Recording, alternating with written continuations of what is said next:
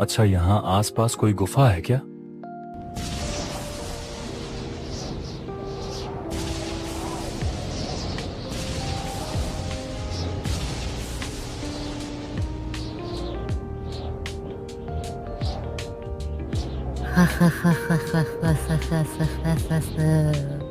गुफा तो है, लेकिन वह सिर्फ एक गुफा नहीं बल्कि मौत का रास्ता है। उधर कभी जाने की भूल मत करना बेटी।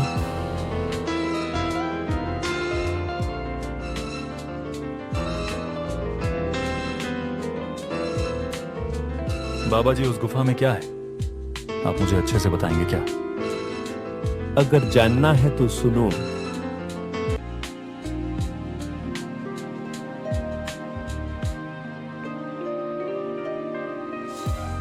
ये बात लखनपुर नामक एक छोटे से गांव का है। उस समय चारों तरफ ठंड का कहर था। खूब कड़ाके की ठंड पड़ रही थी। बर्फीली हवाएं चल रही थी। सब तरफ कोहरा मचा हुआ था। अरे शकुंतला, देख रही हो इस साल की ठंड? अगर ऐसे ही ठंड बनी रही तो हमसे सहन नहीं होगी। आप सही कह रहे हो जी। इस बार की ठंडी लगता है पूरी जान लेकर ही छोड़ेगी। इस बार की ठंडी हमसे कैसे सहन होगी? चलिए, हम तो सहन कर लेंगे, लेकिन हमारे बच्चे ये ठंडी कैसे सहन कर पाएंगे? सुनिए जी, आशीष का तबीयत धीरे धीरे खराब होने लगी है। पता नहीं इस बार की ठंडी क्या करेगी। आकाश, जो अभी 6 साल का था, अपने भाई के पास बैठा हुआ था और अपने भाई के लिए परेशान था। हे भगवान, मेरे भैया को जल्द से जल्द ठीक कर दीजिए। अब और सहन नहीं होता। कब तक यूं ही बेबस लेटे रहेंगे? आकाश इतना कहकर अपने माँ के पास चला जाता है और कहता है, माँ, मुझे बहुत जोर से भूख लगी है, कुछ खाने को दे दो ना। थोड़ी देर रुको बेटा, मैं देखती हूँ कुछ खाने के लिए है क्या। शकुंतला ने रसोई में जाकर देखा तो कुछ नहीं मिला। हे भगवान, अब मैं क्या करूँ? मेरे बच्चे को बहुत जोर से भूख लगी है। मुझे तो कुछ समझ में ही नहीं आ रहा। ए जी, आकाश को बहुत जोर से भूख लग रही है और आज घर में कुछ भी खाने के लिए नहीं है। अब हम क्या करें? किसी तरह आकाश को मना लो। कल सुबह मैं किसी तरह खाने का इंतजाम कर लूंगा। माँ, बहुत जोर से भूख लगी है। पेट में अजीब सी कसक हो रही है, जैसे कुछ अंदर से खाली हो गया हो। भूख के मारे नींद भी नहीं आ रही। हे भगवान, अब मैं क्या करूं? मेरे बच्चे को बहुत जोर से भूख लगी है। मुझे तो कुछ समझ में ही नहीं आ रहा। ए जी, आकाश को बहुत जोर से भूख लग रही है और आज घर में कुछ भी खाने के लिए नहीं है। अब हम क्या करें? रात काफी हो गई है।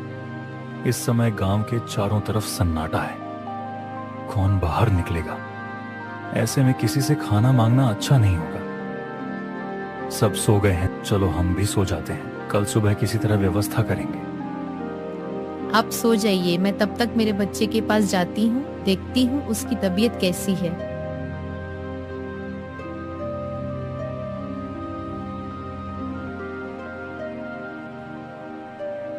जब सभी लोग अपने घर के अंदर सोए हुए थे तो कुछ देर बीतने के बाद दरवाजे पे गोपाल को एक आहट सुनाई देती है।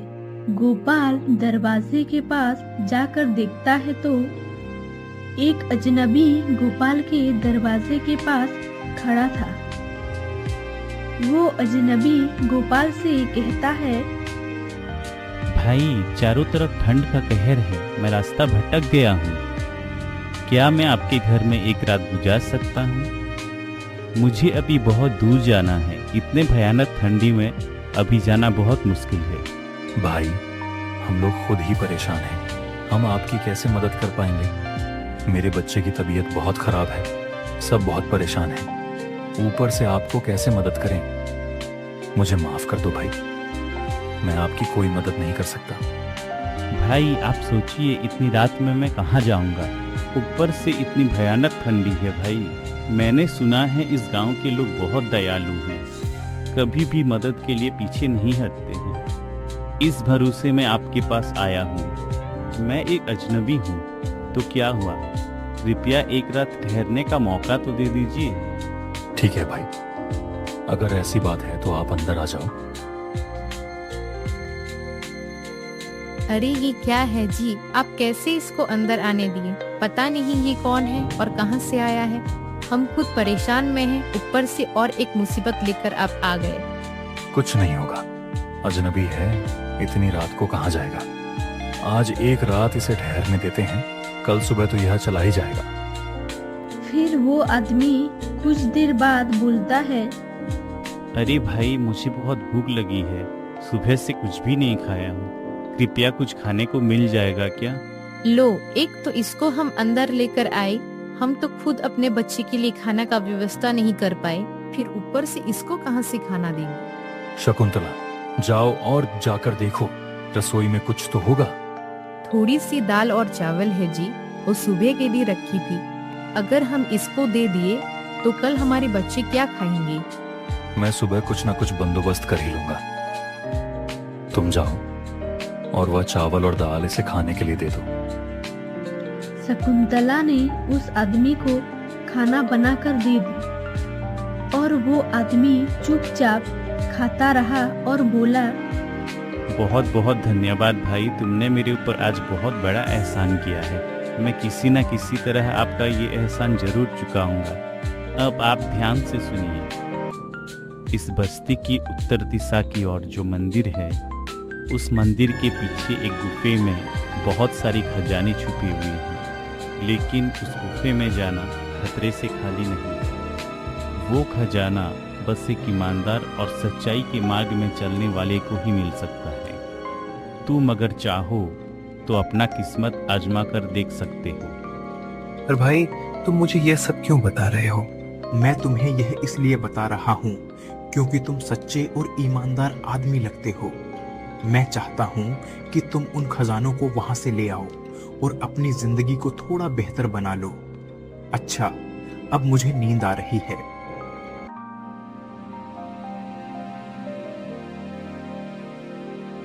सुबह हो जाती है और वो आदमी गोपाल के घर से चला चुका था। शकुंतला, तुम्हें क्या लगता है, क्या वह आदमी सच कह रहा था या सिर्फ हमारे साथ मजाक करके चला गया? नहीं जी, मुझे तो उसकी बातों में जरा भी सच्चाई नजर नहीं आई। हो सकता है कि हमने उसे एक रात के लिए आश्रय दे दिया, इसलिए उसने ऐसा कह दिया हो। ठीक है शकुंतला, अब मैं चलता हूँ। घर बैठे तो कुछ नहीं होगा, देखता हूँ बाहर कोई काम मिल जाए। और कुछ देर बाद गोपाल काम की तलाश में निकल गया।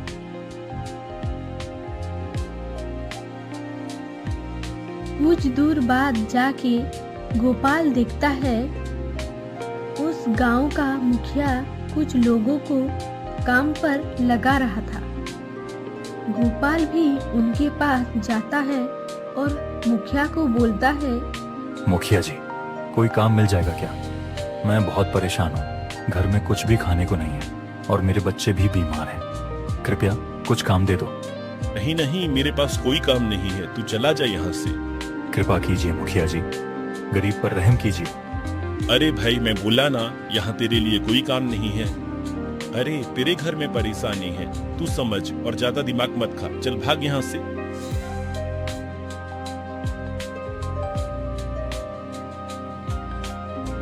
गोपाल ने कई जगह कोशिश की, लेकिन गोपाल को कोई काम नहीं मिला। गोपाल चलता रहा, तभी गोपाल एक सुनसान इलाके में पहुंचा। फिर थोड़ी दूर जाने के बाद उसको वो मंदिर मिल गया जो अजनबी ने बताया था। ये तो वही मंदिर है जो उस अजनबी ने मुझे बताया था।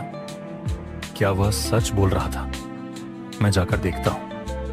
गोपाल उस मंदिर के पास जाता है और देखता है उधर एक साधु बैठा था। उधर बैठा साधु गोपाल को देखकर मुस्कुराता है और गोपाल से कहता है, तुम कौन हो बेटे और तुम यहाँ क्या कर रही हो? बाबा जी, मैं एक गरीब हूँ, सुबह से भूखा प्यासा घूम रहा हूँ।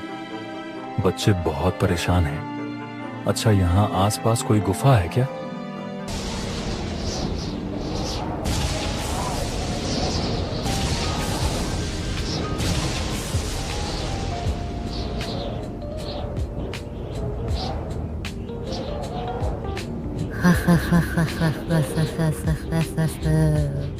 गुफा तो है, लेकिन वह सिर्फ एक गुफा नहीं बल्कि मौत का रास्ता है। उधर कभी जाने की भूल मत करना बेटी।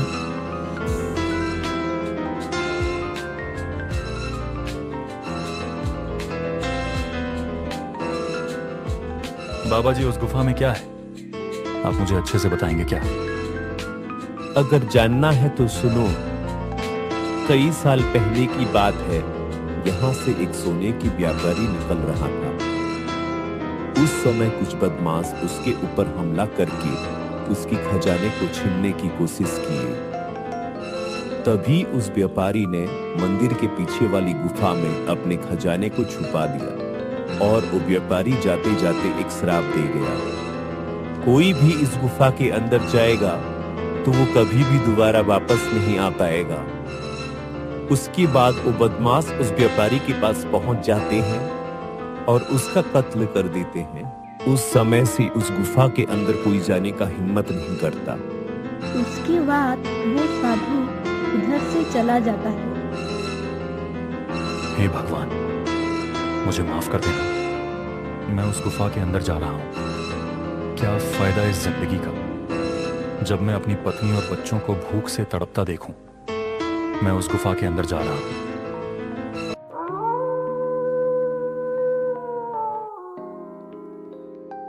गोपाल उस गुफा के अंदर चला जाता है। अंदर गया तो दिखता है गुफा में खूब अंधेरा था। गोपाल किसी तरह साहस जुटाकर आगे बढ़ने लगता है। देखता है उस गुफा के अंदर पूरी खजाने की भंडार खड़ी थी। लेकिन तभी गोपाल को किसी का होने की महसूस हुआ। गोपाल बहुत ज्यादा डर गया। जब गोपाल पीछे मुड़कर देखा तो उसकी होश उड़ गया। उसके पास वही अजनबी खड़ा था जो उस रात गोपाल के पास मदद मांगने के लिए आया था। फिर वो अजनबी गोपाल से कहता है, गोपाल, ये खजाना लेने की दुस्साहस मत करना। ये खजाना तुम्हारा नहीं है, ये तुम्हारे परिवार को बर्बाद कर देगा। जल्दी से इस गुफे से बाहर चले जाओ, नहीं तो तुम आजीवन इस गुफे के अंदर फंस जाओगे। अब तुम्हारी मर्जी। उतना कहकर वो आदमी वहां से चला जाता है। गोपाल एक पल के लिए घबरा गया।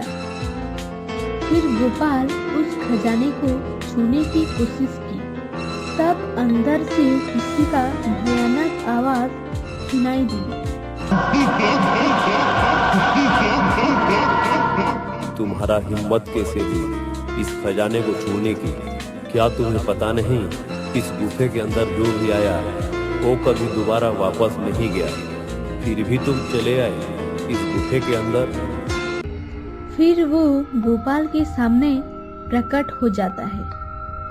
क्या तुम्हें जरा सा भी डर नहीं जो इस गुफे के अंदर अकेले चले आए? लेकिन तुम कौन हो?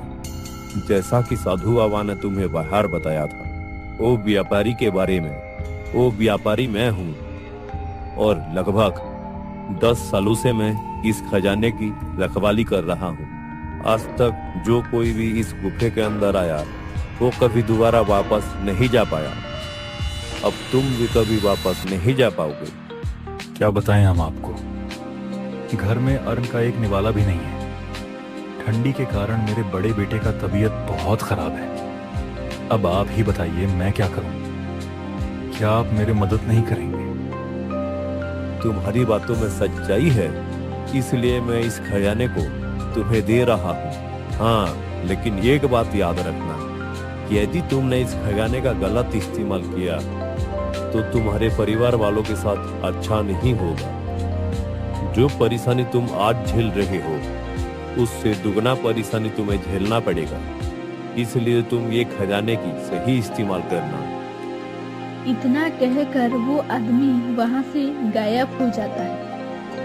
हे भगवान, मैं ये खजाना अपने साथ ले जा रहा हूँ। मुझे ये खजाने की बहुत जरूरत है। फिर गोपाल उस खजाने को अपने साथ लेकर चला आता है। जैसे ही गोपाल घर पहुंचता है, देखता है उसके बेटे की तबीयत बहुत खराब है। गोपाल अपनी पत्नी से पूछता है, क्या हुआ मेरे बेटे को? आपके जाने के बाद से ही मेरे बच्चे की तबीयत और बिगड़ता गया। अच्छा हुआ आप आ गए। अब चलिए हम जल्दी से इसको हॉस्पिटल लेकर जाते हैं। जल्दी चलिए। ठीक है, मैं पैसे का बंदोबस्त करके आता हूँ। तुम मेरे बेटे का ख्याल रखना। गोपाल उस खजाने के पास जाता है जो गोपाल छुपा कर रखा था। हे भगवान, मुझे अब इसकी बहुत जरूरत है। उतना कहकर गोपाल उस खजाने में से 2 सोने के सिक्के उठाता है और गांव की मुखिया के पास जाता है। मुखिया जी, ये लीजिए कुछ सोने के सिक्के। इसके बदले कुछ पैसा दे दीजिए। अरे तेरे पास ये सोने के सिक्के कहाँ से आया भाई? ये मेरे दादाजी ने हमारे लिए भविष्य के लिए रखे थे। अब मुझे इसकी जरूरत पड़ गई है। यह लीजिए और इसके बदले कुछ पैसा दे दीजिए। गोपाल किसी तरह मुखिया को बातों में घुमाकर पैसे लेकर आता है और सोचता है, अरे वाह, बस 2 सोने के सिक्के का इतना पैसा, तो मेरे पास कितने सारे खजाने हैं, उसे बेचकर मुझे कितने पैसे मिलेंगे। इतना सोचने के बाद गोपाल घर पहुंचता है और अपने बच्चे को लेकर हॉस्पिटल चला जाता है। कुछ ही दिनों बाद गोपाल का बच्चा ठीक हो जाता है। उसके बाद गोपाल अपने परिवार को लेकर एक बंगले में जाता है। इतना बड़ा घर, ये हम कहाँ आ गए जी? आप मुझे साफ साफ बताइए, हमारे साथ क्या हो रहा है? तुम चिंता मत करो, अंदर चलो, सब बताता हूँ। आप मुझे सच सच बताइए, इतना बड़ा घर हमारे पास कहाँ से आ गया और इतने सारे पैसे आप कहाँ से लाए? ठीक है, अब मैं तुम्हें सारी बातें बताता हूँ। एक दिन हमारे घर पर एक अजनबी आया था और उसने खजाने की बात की थी। हमने उसकी बातों पर यकीन नहीं किया था, लेकिन जब मैं गुफा में जाकर देखा तो उसकी बातें सच थीं। वह खजाना मुझे मिल गया है और उसकी बदौलत हम इतने अमीर हो गए। लेकिन हाँ, हमें बाकी के पैसे का सही इस्तेमाल करना होगा, वरना हम और भी बड़ी मुसीबत में पड़ जाएंगे। आप सही बोल रहे हैं जी, भगवान ने हमारी सारी गरीबी दूर कर दी। अब हमें इन पैसों की इस्तेमाल सही से करना होगा।